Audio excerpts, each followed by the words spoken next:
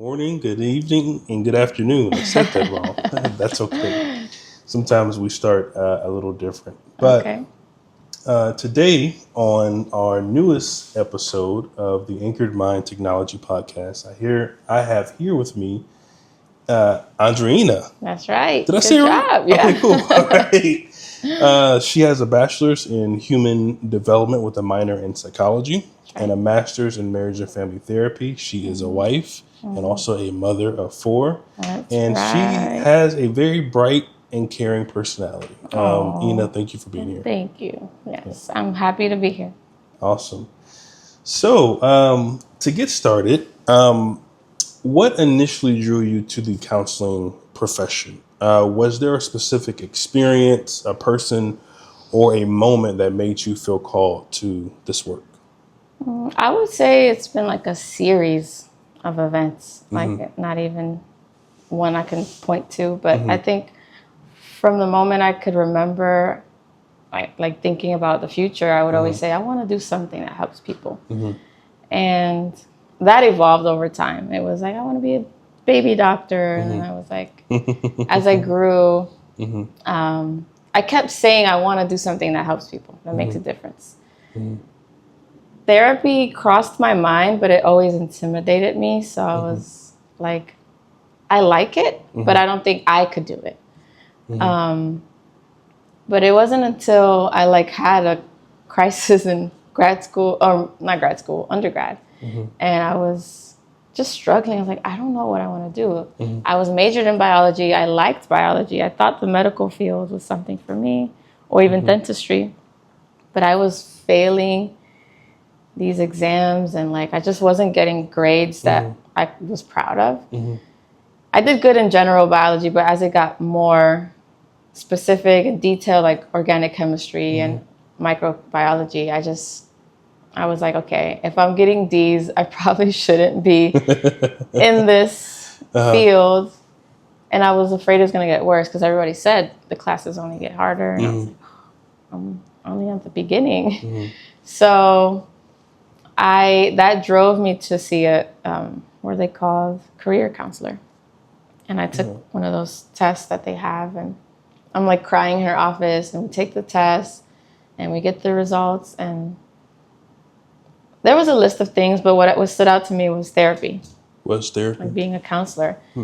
And I was like, I told the lady, I was like, I've always been curious about it and interested in it. I just feel like I can't do it. Like, I don't know if it's for me. And she just kept probing and, asking me questions and trying to figure out why. And it really came down to me thinking I had to have all the answers, and I couldn't be crying in sessions with people because I felt like I would just feel their pain so much that I would just be crying with them or stuck, and I didn't want that. But she reassured me and I should go for it if that's something that it's piquing my interest. And that kind of is the start of it. And the background of that, I've always loved understanding the mind. And one of my family shows that we watched growing up was Criminal Minds. Criminal Minds, yeah. I loved it. I was like, this is so fascinating. Like, how does the brain work? How does a person, end up doing things that maybe they thought they never would have done? Or, it's just interesting to see. So I just was always interested in the mind and how it affects behavior. And yeah, I thought that was cool. So even in counseling, what made you specifically pick, marriage and family therapy?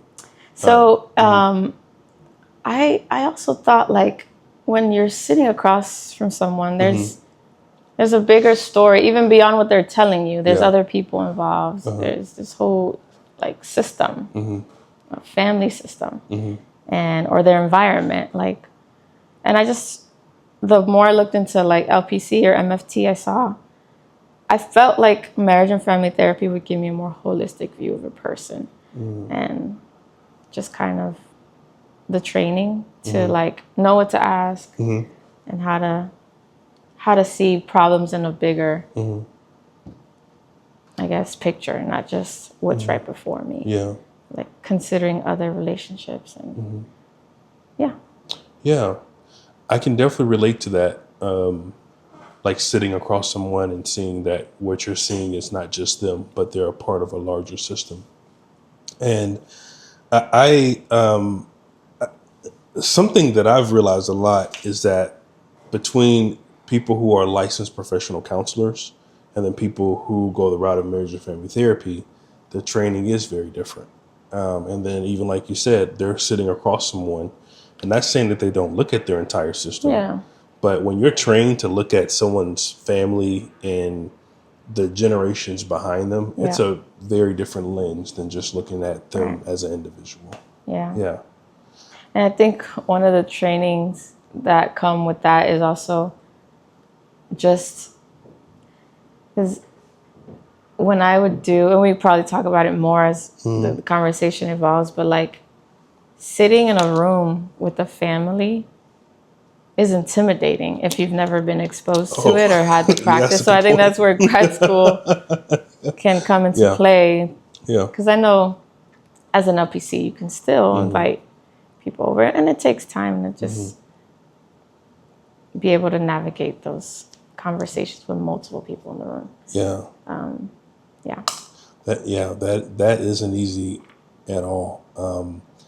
I think the first time that I did it during my internship, it was intimidating. I think there was about 6 people in the room, and it was about 3 generations of family. Oh my goodness. They rolled deep that day. They said, we're all going to therapy. They did, right? But you're very right. It was intimidating than just having one person in the room, but having a whole family. So, and it was, I think at times it was a little bit difficult to kind of think about the whole family and then think about even, their goals and then how to meet kind of the family's goals, tying in all the individual members into, one. So, Yeah.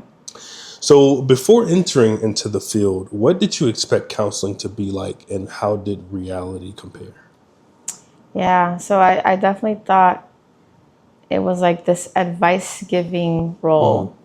And then I learned like that's not really what they do. Like therapists don't just give advice. I mean, that could be part of it. There's a way to kind of do that, but that's not what it's about. It's about partnering with people and, taking this journey with them to meet their goals. But I really did think, oh my gosh, I got to know what to say, what to do, and how to respond each time. And as I took the classes and did the training, I realized, okay, like, it's not about having the answers. It's asking good questions, finding the root of what they're struggling with. And yeah, just kind of, there's a journey that you take on together. And yeah, it's so different than what I thought. I thought I had to like be the expert in the room. Yeah. And my training, they really drilled into us like, no, the client is also the expert. They're the expert of their lives. And you kind of work together. You're more the expert of like, hey, this is where we can point to and look to and find resources. And, there's certain things that I just offer them, but it's not like I'm here to fix your life. It's not that way. And I really was like, oh, that's intimidating. But when I learned it that way, I was like, oh, I could do that. It's like being, you kind of have glimpses of that in your life. Yeah. It's like just being a human. You help people, your friends, your family. And then the therapy world is just obviously different. It's not like this friendship, but you're able to be human with someone and help them. You have the skills and resources to get them to where they want to be. Yeah, you have the skills and resources to get them to where they want to be. Yeah. That statement there, that was something that I had to learn as well. And I think a lot of people that, at least that I've talked to, have have gone through a similar path where they go into it and they thought, okay, hey, it is advice giving. And then they realize, oh, it's not. So when you found out that it wasn't, did it take off a lot of pressure and a lot of stress? In a sense, yeah. I think in a way, yes. I think there's still and this is coming from someone who's still, I need a lot more experience because I haven't been practicing much after, my classes. But so in one sense, it did remove pressure and that feeling of like, oh my gosh, I got to know everything. But in another sense, there's aspects of it that are still intimidating because it's still, it's my job, like it's something I have to still do well. And I think with that comes maybe a little pressure, like to not, offend anybody or make anybody be like, I never want to see you again. Just have a negative impression. So there's that, but I feel more relaxed in the sense like I myself have help. Like I have my supervisor or other friends I can grow with and help me be better and better therapist. So it feels less on me and more on like you. I have a community of professionals that could also help me, and I can be better and better getting feedback from even the clients themselves. But I'm naturally someone that I want to do things well, so that there's that pressure of like, oh, I don't want to mess it up for anybody or for myself. Yeah. Okay. So many counselors report that their internship was one of the most stressful seasons of their career. Yeah. What aspects of your counseling internship were the most overwhelming? Was it caseload demands, supervision dynamics, imposter syndrome, financial strain, or something else? All of the above. I think my program they were really good at reminding us, hey, third year is going to be hard. Because in my program, the third year was the year you had everything kind of overlapped. There's classes, internship, and also practicum. And they were very clear, like, this is going to be hard. And my school, you had to graduate. You had to take the test before you graduate. So there was all these things that I knew were coming. I tried to be strategic in a way where I took a lot of classes. I front-loaded a lot of my classes so I can not have to take any electives later. I can just do 2 and do my other things. But it was overwhelming. You're juggling a lot. And then for me, it was commuting like 45 minutes to an hour. Now I learned the things in the class, but now I have to like use it in front of real people in real time with real problems. So it was a lot. Like the imposter syndrome kicks in and you're like, oh, I'm still a student. Like, which in one aspect is nice because you're like, well, I'm still a student. Like you can still not, it's okay to mess up, you know, because you're learning. But I think sometimes it was intimidating. Like, oh my goodness, I have to do this well, and it's a lot at once. All the different, and I was pregnant with my second baby. Oh wow! So there was a lot. You were second with your or you were pregnant with your second baby. Yep. During your internship. Wow. Yeah. And that was a topic of conversation. A lot of my clients were like, oh, wow. I'm like, yeah. They would want to touch the belly and everything. I'm like, wow. But yeah, so, and then she was born in between semesters. So then I went to the spring semester with a fresh baby and, you know, all that comes with that. So it was a lot. Just life, the season of life was a lot. But even without that, my classmates, we were all just feeling it. We were really tight and would hang out at first, but that semester, that last year, I think we were just so busy trying to stay afloat. Yeah. Yeah, it was a lot. And how long was your internship for? I did a year. So a year in my school included summer. So it was summer session, fall and winter. Or spring, not really winter, but spring. Yeah. And your internship, it was 300 hours? Yes. Yeah. Yeah. I had to get like I hope I remember this correctly, like 150 for, I think it was 100 family or relational hours and 100 individuals, and then supervision hours. If I'm, Yeah. I think it was about 100 supervision hours, something right? like that. I didn't look into it recently, but I think that was it. I know it was like the categories: Yeah. relational, single, like individual, and Yeah. supervising. And also, was your internship, was it paid or unpaid? It was unpaid, and they prepared us for that too. They're like, "Hey," so I think all the talk about it, like I wasn't going into this blind, so you kind of, I was mentally prepared to it to a degree. Doesn't make it easier, but it helped. Yeah. It helped know, okay, like let's be strategic in some ways, Yeah. like what we do with our finances and just planning for that year. Planning for that year. Yeah. Yeah.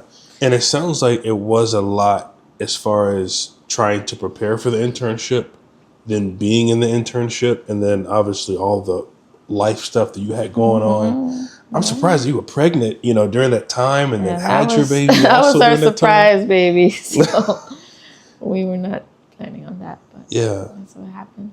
Yeah. Something that I've seen a lot for for people like us that have done internship, and then many other people that have also done internship. One of the big things that I really notice is a lot of stress that goes into that time, whether it's paid or unpaid. Because Yeah. I've met people that have been paid Yeah. in their internship, and I think some of them are actually more stressed out because now there is much of a larger commitment, and it's Yeah. like a job. Yes. And you do have to basically contribute to this job, and then also get, if you want to get your pay as well. So, Yeah. do you think there should be any changes made to internship, to how internship is set up? Yes. I think that would be great. I mean, because we're talking about grad school. There's a lot of grown folk there. Yes. And in my cohort, our age ranges were from like 27 to, there was a 60-year-old in he was 50. I think he was nearing 60. I can't remember exactly. And so, I mean, these are people that work and and my program was a weekend program. So a lot of them worked during the week and then classes on the weekend. And so that's another reason why our school was constantly telling us, hey, like let your jobs know kind of like you're going to need these hours to do your internship and practicum and all these things. And so I think that's another reason they would tell us a lot about it. But yeah, it would be great for paid internship. I mean, we're doing real work. We're helping these sites. I was at a clinic. And I mean, honestly, I didn't mind the cause I was, doing there, like was helping a low income community, and they just took donations. So it was a free clinic in a sense. It was donation based. So I think that helped me. And I know therapy can be expensive. So to make it free, I wasn't mad about that. But I do think it can be a little unfair for the students, And depending on the site, my site was great, but I maybe there's some sites that, in a sense, take advantage and be like, oh, well, let me dump all the work on you and all these, I don't know, just, I think it'd be nice to have some kind of something, even a gas stipend, to get to the spot or anything would help. I definitely agree about that gas stipend, especially in cities where it's very spread out. Houston, yes, and Houston is very spread out. Yes, I agree also with being able to receive some type of stipend, and I would even maybe even some more.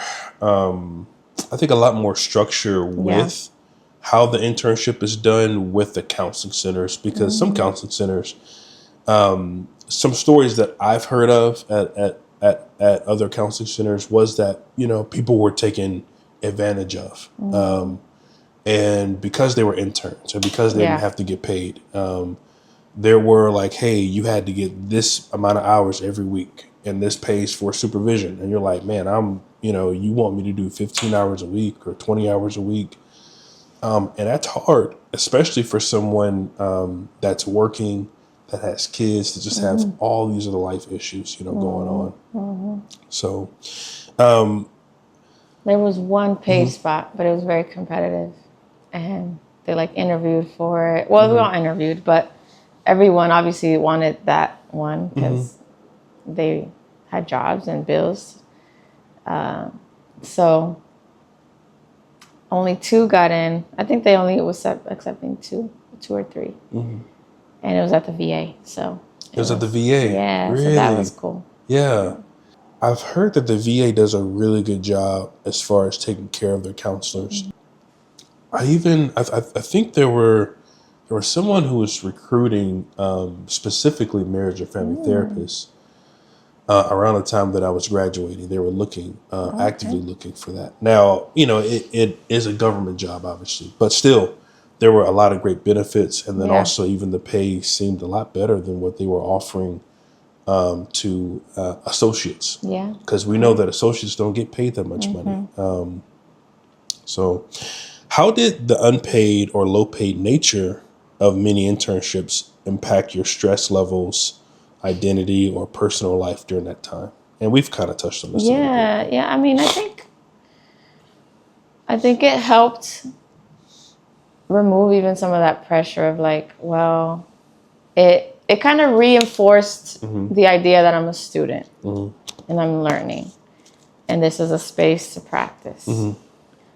It's still something I want to do well, but having the student title, the intern title, I felt like it was a cushion in a way. So I feel like, in a sense, it removed a little of the stress. I think it was more stressful for me to keep up with the hours and the commute and the exhaustion of driving and having late nights and because I think I can only speak for myself, but I felt prepared mentally to deal with the financial or lack of financial coverage there. Like we were living off loans anyways. My husband and I were both grad students. So it was just like, because there was a light at the end of the tunnel, it was something I could get through. I was like, okay, we got these loans. Yeah. We just got to get through this year. And then we'll, be able to stay afloat. And so that's just me. Maybe for some people it was more stressful considering they had to cut hours out of their job and dedicate free time to doing this work and not getting compensated. I can definitely see some people. It really seems like, I guess it just depends on like your life setup and just how you prepare for it and how you get ready for that. Yeah. Unfortunately, I personally don't see them changing or making it mandated for interns or for counseling sites to pay interns. I just don't see it since every counseling center, when you're going to get a client and when you're going to be able to get that income, it just kind of varies. And you don't know, so everything's kind of month to month. Yeah. And then also I've even heard arguments before about, because interns, it's a space for them to make mistakes, that trying to pay them, there's been arguments to say, hey, well, we won't pay you so you can make more mistakes. Now, it's one of those things, what you mentioned earlier, as far as like, hey, would I prefer like a gas stipend over nothing? Oh yeah, for sure. Would definitely prefer, would definitely prefer some type of stipend over nothing. Anything. Just to cover something. So or include lunch. Or include lunch. Sometimes that was kind of stressful for me. I gotta, all right, what am I gonna pack today? Is it gonna, I would forget to put it in the fridge, and I'm like, oh man, I should put it in the fridge. anyways, little things like that go a long way. Yeah. Just taking care of people. Taking care There of was people. a single mom in my cohort, and she struggled a lot. I mean, her kids were a little bit older, and, you know, she would find a way to find free childcare like her mom or sister. But it was stressful. Yeah. It was stressful. It sounds stressful. Yeah. Because it's a time where you're helping other people, and it's like you have to spend a lot more time taking care of yourself than you normally would. Exactly. Especially when you have other demanding things outside of, you know, what you have going on. There were several people in my cohort that had kids as well, Yeah. and it was really hard for them, and it was always them trying to go the extra mile to take care of themselves. But there were times where it just felt like you just didn't have time to even do self-care because you were, you know, seeing clients and then also writing notes and then doing classwork if you're also in classes during internship. Yes. And it's every field has this internship dynamic where they're like, oh yay, free labor. And it's like, okay, well, if we care about people, we should take care of people, you know, as people, especially people serving the community, you know, doing a great cause. I think feed them, have free lunch if possible. But I mean, I'm so understanding that I'm like, well, I guess I understand you can't do it all. I don't know. Yeah. But I don't think it's fair sometimes. Yeah. Hopefully that changes, but Hopefully so. Free lunch for everybody. yeah, at the very least. Can you describe a moment when you realized you were experiencing burnout? What were the emotional, physical, or relational warning signs? Yeah. And I mean, this is coming from someone who, you know, was pregnant twice during grad school. So, I mean, I was just physically exhausted. I remember even falling asleep, like waking up and I'm like, whoa, I'm driving. I can't believe I really, I felt like I fell asleep. Like I woke up like, oh my goodness, I'm driving. And thank God everything was fine. I survived those years, but it was a lot because you have to put your relationships in the back burner. You have to be like, I don't have time for my husband. I don't have time for myself. I don't have time for my kids because I got to study. Yeah. And I got to write these notes. And I got to create a plan for my, you know, these clients. And I have to drive there 45 minutes to go to the internship. And I have to study for so I think it was really that last year that was really tough. Even though my coursework was less, it was studying for the test, practicum, and internship. Yeah. It was really when I started to feel like I wanted to quit. It's like this is too much. Yeah. I felt like that burnout, that like, am I doing this? Should I be doing this? Why am I doing this to myself? You know, kind of like just struggling to persevere. Yeah, I mean, struggling to persevere. We did it, but it was a lot of putting things on hold and pushing through the exhaustion. And running out of fumes. But running out of fumes. Man, you can say that again as far as the fumes. What did you ever, after you graduated, and I hear this a lot from different from different interns, counselors, whenever you graduate from graduate school, did you feel exhausted? I think it was like, it's over, like a sigh of relief, you know, just. And I think for me, it was also a unique case because I knew after I didn't know at the time, but closer to graduation, I was sure I was just going to take a break and be a mom for a little bit, like soak up my babies and then go back into the field. So I think more than anything, it was like, yay, a milestone. You know, I'm done. Let me breathe and soak it in a little bit. Yeah.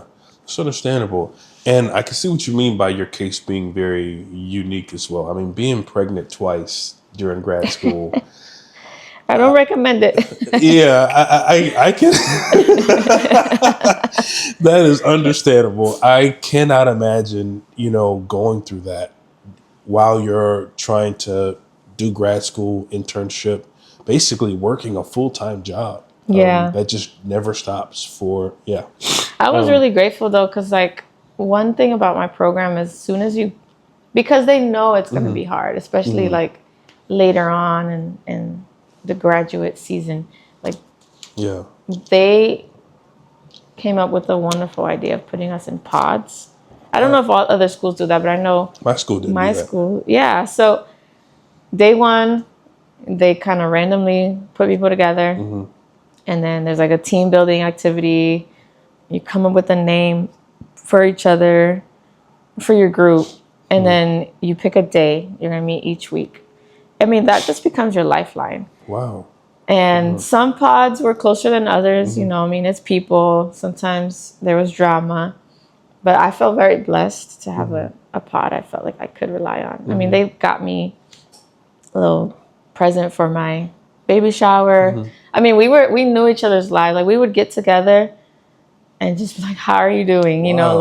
And we would study and like Yeah. do projects together, but we also just like held each other through that time. Yeah. It got harder towards the end. We were more busy and we didn't have to meet as much, but that made a difference. And I think that's one of the reasons I do feel like grateful I picked that program.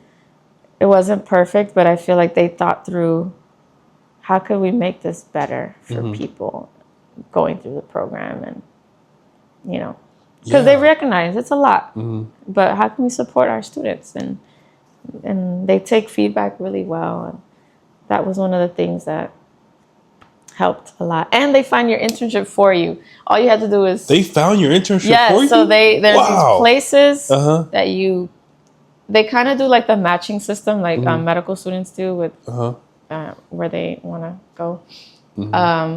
So you pick your top 3, you interview with your top 3 from the list that they give you, and then they match. I don't know how they do the matching. They ask the site, okay, which students did you which are your top, and then you put your top, and they kind of figure out a way to match you with your top and their top. Wow. And it was wonderful. So they actually did, like, they really prepared you guys. And they took care of us. Like, they're like, we're going to provide the sites for you. If you have a site you were interested in, we could work with you. But here's some sites where, like, that eliminated a big stressor for a lot of my counterparts who are in different programs, who now they have to go find a place that would take them and, mentor them, whatever it is. And they have to find their own supervisor. Like, I didn't have that stressor, and I'm really grateful for that. Wow. I wish actually more schools, if not all schools, did that. Because the school that I went to, they left it up to us to find our supervisor, find our internship site. And that part itself, I actually couldn't start internship on time because of that. Oh, snap. I actually got pushed back a semester because I couldn't find a supervisor. I found an internship site, and I barely found one. I think I applied to maybe about 7 or 8, and only one got back to me. Everyone else was full or just wasn't taking interns at that time.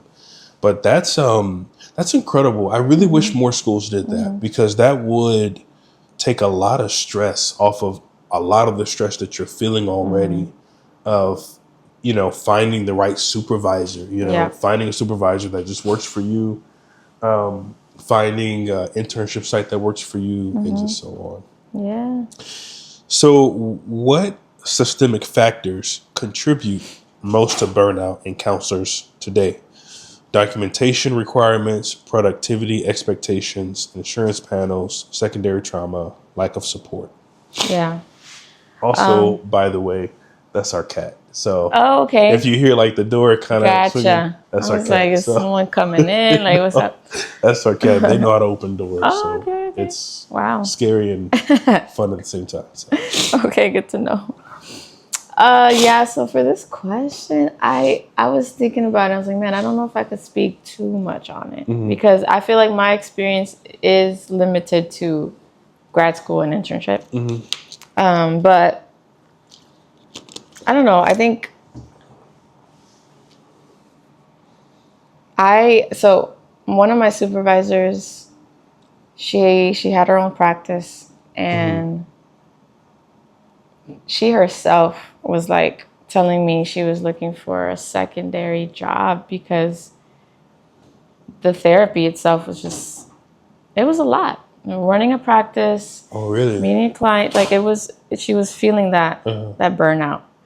And she told me even a lot of her friends were kind of like stepping aside from therapy to find something a little bit less, what's the word, like just less burdensome in a way. Yeah. That's not the word I want to use, but it's the word that's coming to mind because it's a lot on the person, you know, you're trying to make a living. So you're taking in clients, but some of these cases are hard and heavy, and it can be a lot. Yeah. You know, running a business, keeping staying up on your notes and all the things that come with it.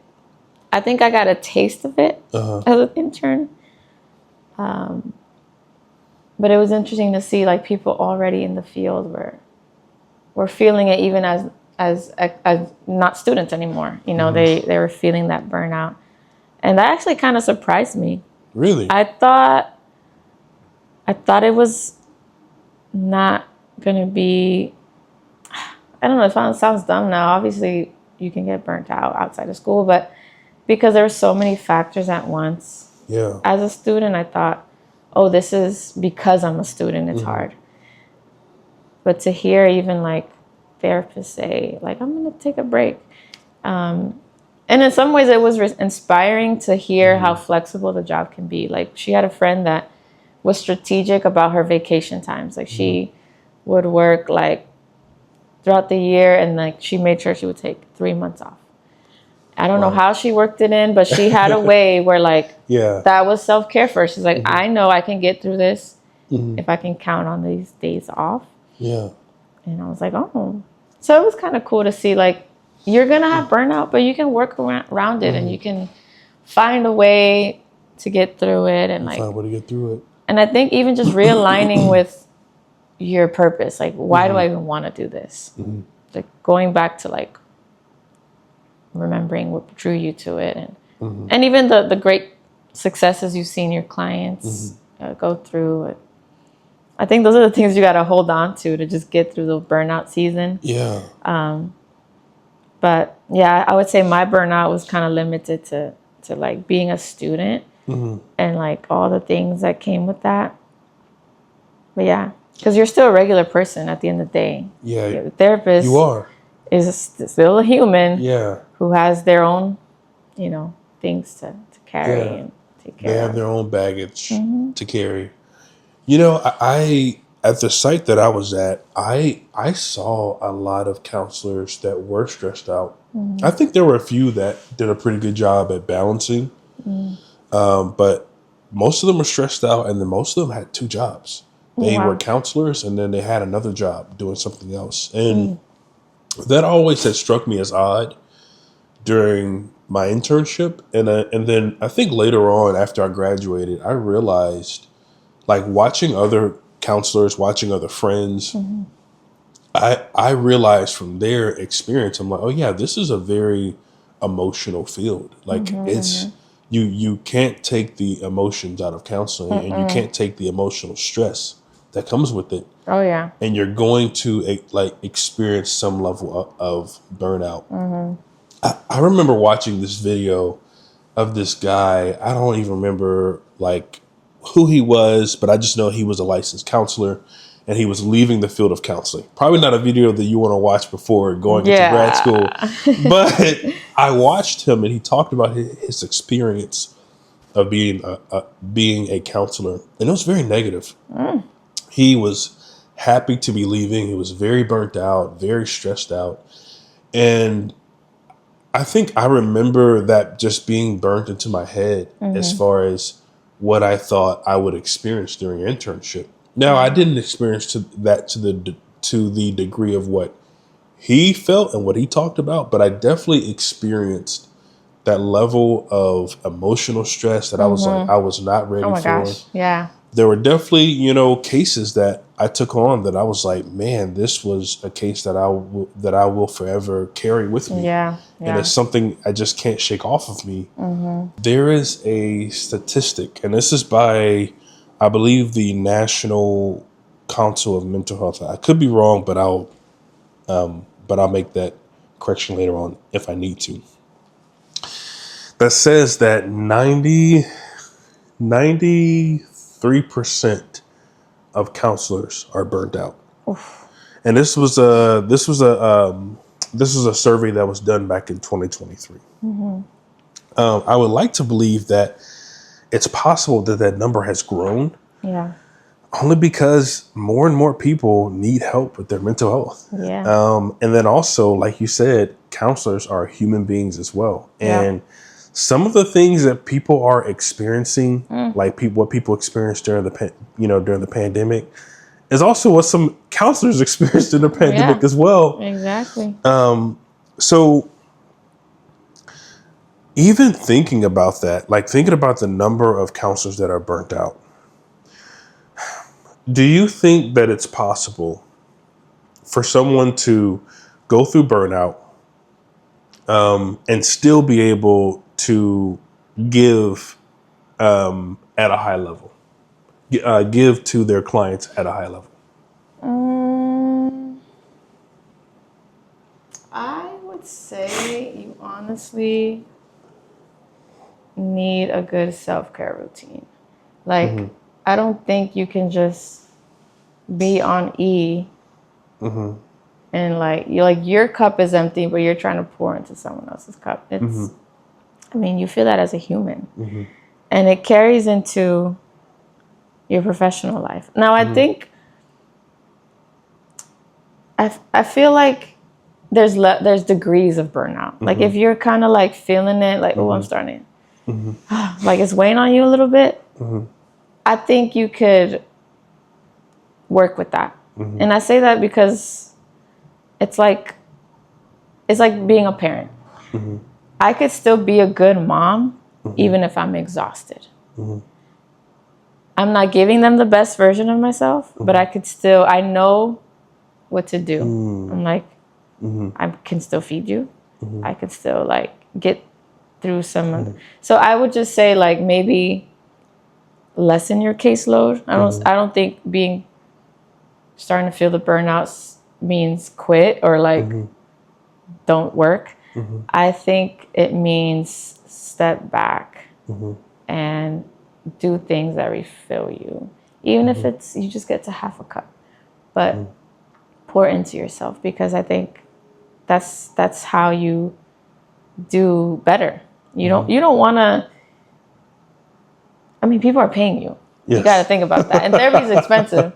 And now, insurances cover it. And, there's some help, I guess, in some ways. But it's still a lot. People are coming to you for a service. And I would say prioritize taking care of yourself as soon as you feel this burnout start to creep up. But if it does get bad, you might need to like step aside for a little bit longer than just like a weekend, fresh up. I think, I mean, and that's the other thing. Like I'm conflicted with therapy sometimes because I'm like, I wish I could do it for free because I believe in it and I believe it helps people. But it's like, okay, at the end of the day, I still need to pay my bills and I am providing quote unquote a service, whatever. And I studied for this. I'm equipped for this, and I need to survive. But I think it would be great if we could like never feel burnt out and not worry about our bills and do all these things. But It I would think feel great if we didn't. we are a ever feel burnt regular out. person. Yeah. Therapists are regular people, and you need that check-in, and you need to stop and be like, okay, am I really providing good work here? And if not, what do I need to do? Yeah. Yeah. I don't remember how you asked the question, but it just made me think like you should definitely be assessing yourself. Like how are you taking care of yourself? Are you also looking in, not just helping others? Yeah. Community, like I think one thing my program taught me is that community does matter. Like as a therapist yourself, you should have therapy friends. And I know there'll be a time you won't have a supervisor. You'll kind of be on your own. But you should have those relationships that carry you along and help you navigate the difficult clients. Because you're right, it's stuff you take home. It's an emotional job with real people, real problems. I mean, yeah, I would lay in bed and think about people like, and I mean, I'm a Christian, so I would even pray. I'd be like, God, please help this person and help me help them. Yeah. And I think even like my faith is something that helps with the burnout in anything. And I mean, it's something that transcends lines like therapy, home, mom, friends, whatever. So sorry, I forgot your original question, but No, actually, this is good.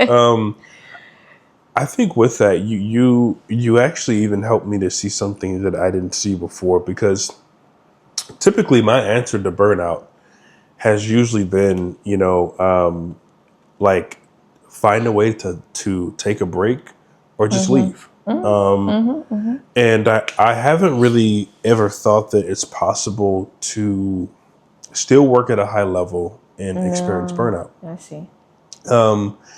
And when you use that analogy as a parent, that you are going to do what you need to do as a parent to take care of your kids, and even when you are burnt out. Now, sure, is it like, are you healthy during that time? Not necessarily, but it doesn't take away from the responsibilities that that you do have. And obviously, with parenting, it's harder to just say, hey, all right, I'm not going to be a parent anymore. So, but at the same time, though,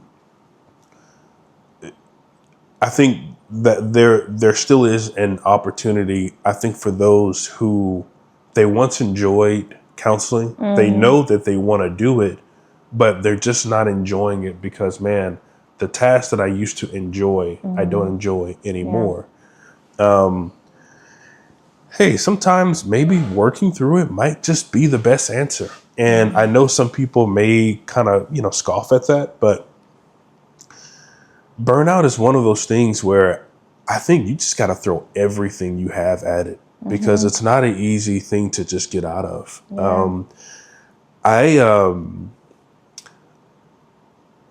Something that I haven't really shared with I think really anyone, actually, maybe just my wife, but after I left grad school, I was burnt out. And ever since then, I've been burnt out. Like I don't think I've ever enjoyed since then counseling again. And that's been really hard to admit. But after I left my internship and I experienced burnout, I think when I realized, hey, for one, I don't enjoy this anymore, to the point to where even counseling at times, it would give me a headache, or I would start to feel it just mentally, physically, emotionally. Yeah. I felt like, man, like I want to pass this responsibility on to someone else rather than me actually doing it. That's wild. It reminds me the older classmate that I had, he was a great guy. And my husband really liked him, and he reached out for something. I don't remember exactly what it was. So we connected over text, and I was like, how's it going? He's like, I left the field. He's like, it's not for me. And he didn't elaborate, But as I hear you talk, it just reminded me of like how he sounded. Yeah. I mean, it was through text, but I felt like, okay, yeah, no, this guy is like, I'm done. Like, I'm good. I don't even want to go back to that. Yeah. I'm like, oh, okay, Yeah. interesting. And I used to feel guilty for it a lot. But I think when I hear that there are other people that go through it, for one, it makes me, I think, more comfortable with that. And then two, I think also seeing other people go through it in different fields, like seeing doctors walk away from being doctors, like making really good money, but being very stressed out and also not really enjoying what they thought they would enjoy. And that just goes down like the line. I mean, to so many different professions that I've seen,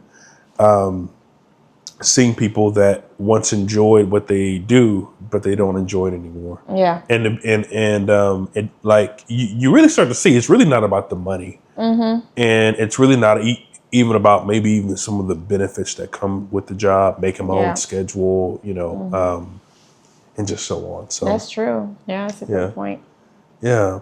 Yeah. So now on the other side of the coin, there's a lot more people going into counseling, and the Bureau of Labor Statistics shows that more people are entering the counseling profession compared to fields like nursing and teaching. And actually, last time I checked, from 2024 to 2034, the field of counseling is going to grow by 17%. Wow. I think maybe about 5 years ago, it was like 5%. Thanks. There's been a really big change. Nursing is going to grow by 5% now. Nursing used to be a field that more people went into, but now counseling is where people are going into. So from your perspective, why do you think counseling is becoming a more attractive career path? I mean, I think about just how the view of mental health has changed. Like, there's less stigma around going to see a therapist. I think people see the need to prioritize mental health. People are curious about how to help themselves, others, people they want to, I think, kind of like me, they want to equip themselves to tackle on those things. So like now it's not just physical health that we're aware of, it's what's going on in the mind and how does it affect everything else. How you live, how you behave, how you interact with others. I think that's the biggest pull, is just, okay, now there's all these things about the mind and cognitive behavior, therapy, and I think it's just more attractive now. More awareness is around mental health, and people they want to learn. Like you mentioned, seeing that mental health is becoming more talked about and it's becoming more comfortable. I haven't heard more kids in my life talk about their mental health, anxiety and depression, and that they're seeing therapists. Newer generations are really making it much more comfortable to talk about mental health. And maybe they're making it comfortable for older generations to talk about it as well. I don't know, but you are definitely right about that. Like that huge shift that's happened where people are comfortable talking about their mental health, and then also wanting to learn more about the brain, wanting to learn more about how like the body work, or how the body and the brain interact and how they work together. And then also, I think I've even wondered, like, what is making people not go towards nursing?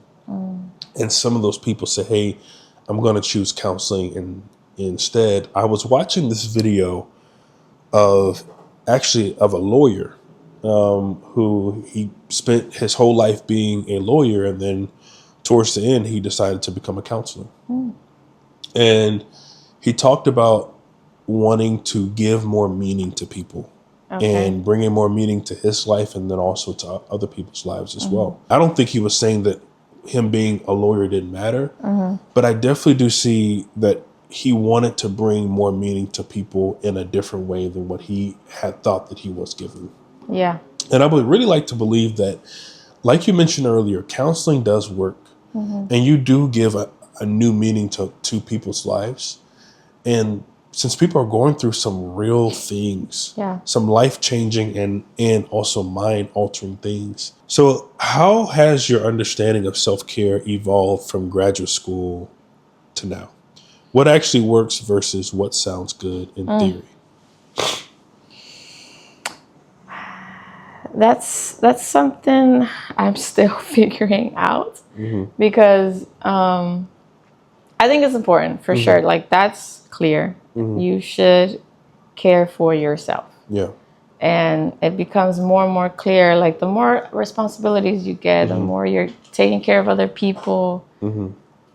You got to stop and think, okay, I got to take care of myself too. Like, what do I need? So I can keep doing this. Otherwise, you reach the end of your rope and you're like, I got nothing to give. So self-care is important. And I think that's something I didn't think about before. I mean, I guess in my 20s I didn't think about that, but it's a hot topic now. Self-care. Treat yourself, whatever. There's a lot of the self now. Yeah. And to an extent it's good, right? Like, you should take care of what you've been given, this body you've been given, and this mind. And I think it's different for everybody. It's not always taking a nap. It's sometimes it's just doing something that refreshes you. And I think that's the question. Are you refreshed? Are you feeling replenished? Are you feeling like you're ready to pour out? Yeah, because I think it varies from person to person. What's self-care to me is different from what's self-care to you. And I think that's something I've learned. Because I used to think, oh, just go to sleep, just take a nap. But sometimes it's, nourishing your body, making sure you're cooking meals, exercising could be self-care. I don't know, anything that you feel like, wow, that really fills me up. I'm ready. Like, I'm pumped for life. Yeah. Like, what is that for you? And honestly, I would actually add, because I think for so long, I do my mommy duties, I do my school duties, whatever, I'm doing life, whatever I need to do. And then at the end of the day, I decompress by scrolling on my phone, laughing at reels, whatever. And, there's a time for that. I don't think that's bad. But when I take breaks from social media or my phone or tech, even TV, I feel like I experience true rest, true decompression. Like instead of, there's something about, and I'm sure there's studies on it. Like, I saw this quote the other day that said, sorry to break it to you moms, it's not your kids that are overstimulating you, it's your phone. It's you just being sucked into a device. And at first I was like, but then I tested it out. I took a break and I'm like, I feel more capable of being present, of giving to others, and feel more creative. Like, it just activates the creative box in me. And I'm not saying that's for everybody. Maybe some people, they want to play a video game, whatever. I like movies. Sometimes you need a movie night. But I think it's just taking time for yourself and finding a way to feel refreshed. And it can vary from week to week. Yeah. But I think it's important to have a regular, something built in. Not letting a month go by where you didn't stop to do something refreshing. Yeah. Weekly would be nice, but yeah, just finding a rhythm that works for you. Yeah. You're not caught in this hamster wheel. Yeah, not caught in that hamster wheel.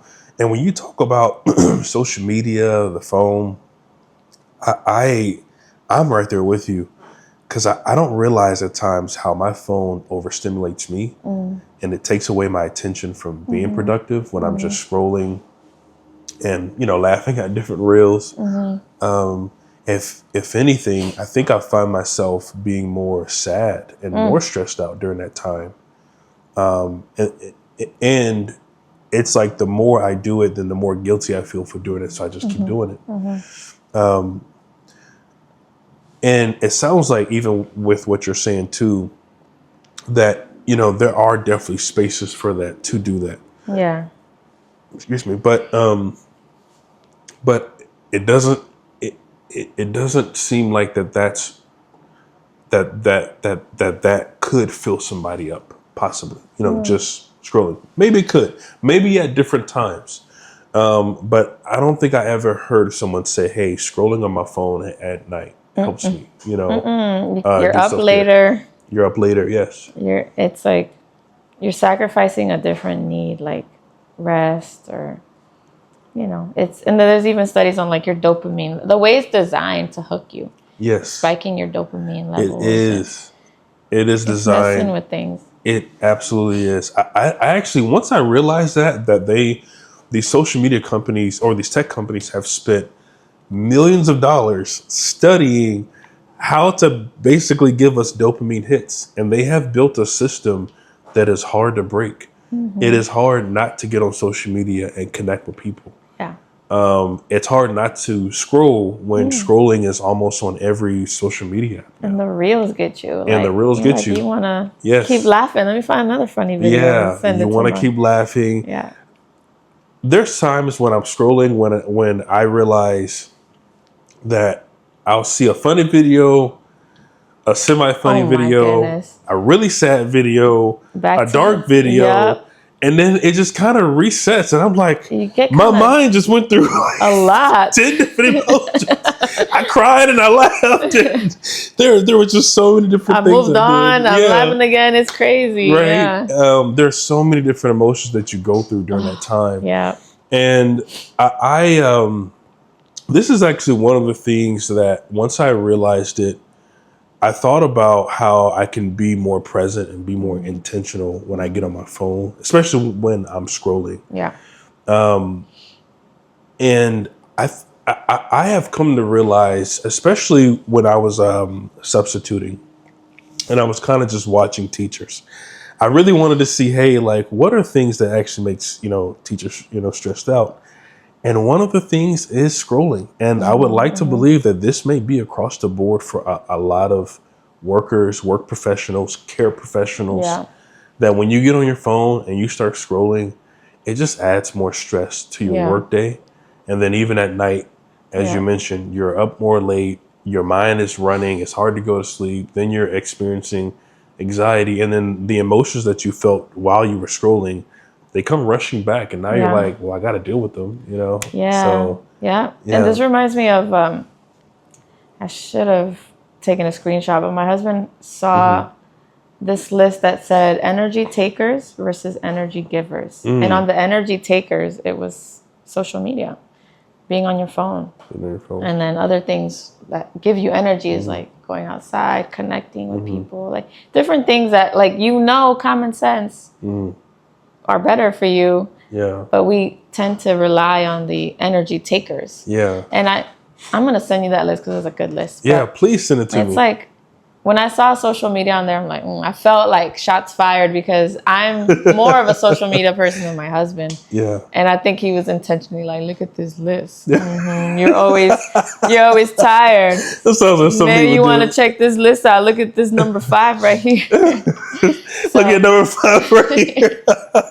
That sounds like something you would do. Yeah. Yeah. So, yeah. That's, Wow. Yeah. But I think you can work with the world we're living in, like, because our phones can also help set limits, and I've been doing that more now. I set a 25 limit on all platforms. I can't use, like, it's capped at that for the whole day. So if I do it all in one sitting, or if I do like 5 minutes spread out, it's only 25 minutes a day. Yeah.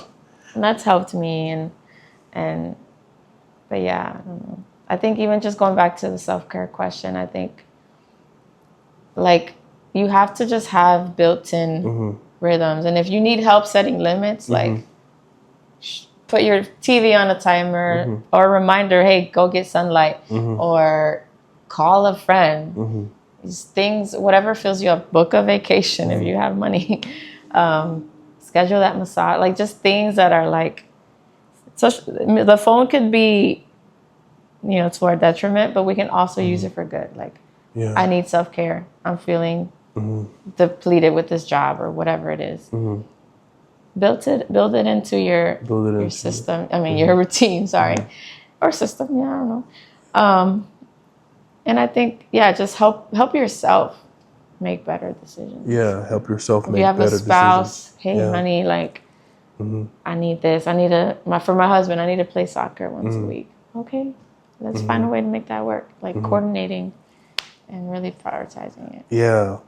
You know, I really feel like since the pandemic, it's been becoming more and more hard to really see the reality of like social media, like it it it has really consumed our culture and consumed our lives. Oh my goodness, yeah. And I even had a moment, I think the other day, where I was just scrolling on my phone, and then I was about to go to the next video, and I stopped, and I was like, I can't keep doing this. I was like, I'm not going to look at this next video. Don't know what's coming next. Yeah. I just had a great laugh, but I'm like, I know. man, this is becoming way too much. But I realized that it's been hard for my mind to see at times, like you mentioned, man, like going outside, talking to a friend, doing something that you love, playing soccer once a week, doing these different activities that you once enjoyed. Sometimes it's just hard to see that you will be filled by that. Yep. If you just step away from your phone or you step away from things that aren't helping you and that's contributing more to your stress. Yeah. Yeah. So, Ina, as we close out here, if you could speak to a counseling student currently in their internship and feeling overwhelmed, what would you want them to hear? I think I would encourage them that there's a light at the end of the tunnel. I would say it's temporary. Like,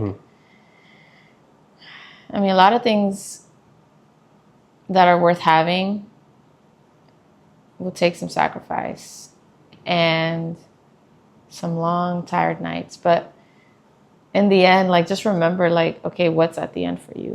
What is it that you want it to look like? Even though we talked about these things like burnt out and like how it can be hard to be a therapist, I think at the end of the day, like, when you're doing what you love, there's some fulfillment there. And if it stops feeling fulfilling, find a way to get through it. And as a student, still plan for self-care, try to work it in, even if it's like one day a week or whatever, an hour to a few hours a week. Just doing something that's for you, and it's gonna be over. It's not forever. Like, this shall pass. And that's kind of my thing for everything. Like, when people are like, oh, I don't know how you do it. I'm like, yeah, it's hard being a mom of 4, but like, I constantly remind myself, this is hard now, but you're sowing seeds for what you want to reap later. And I don't know, I think I just see the bigger picture. Like, I'm going to have my license and I can practice how I want if I open my own practice. It's very flexible. I could be in a hospital. I could be in just stick to like what draws you to it and persevere, hang in there, and find your community, and link arms with those people that can help you get to the finish line. Because I think it's worth it. It's worth doing what you dream of, like what you want to try out, and you won't know unless you try it. So just stick with it and just know there's an end to all of it, and it's gonna be worth it. Yeah. Ina, thank you so much for being here. Yes, thank you for being on my podcast today. Thank you for sharing your experience, your knowledge, life, all of it. I'm very grateful for your experience and your perspective, because it really helps me to see things that I've gone through throughout my internship and even throughout counseling and just even my life as well. Right. It's good to see almost like someone else's life and be able to see some similarities, and then how they basically navigated some of those similarities. Yeah. And it's helpful when you have someone that did a great job, that's doing a great job. Oh, appreciate you. You're so Yeah. encouraging. I was happy to do this. I mean, this kind of reminds me like of what it feels like to go to therapy. And it's not the same, I'm saying that, but like the attention, like, especially as a mom where I'm constantly giving and doing for others. This was for me to have a conversation, with somebody.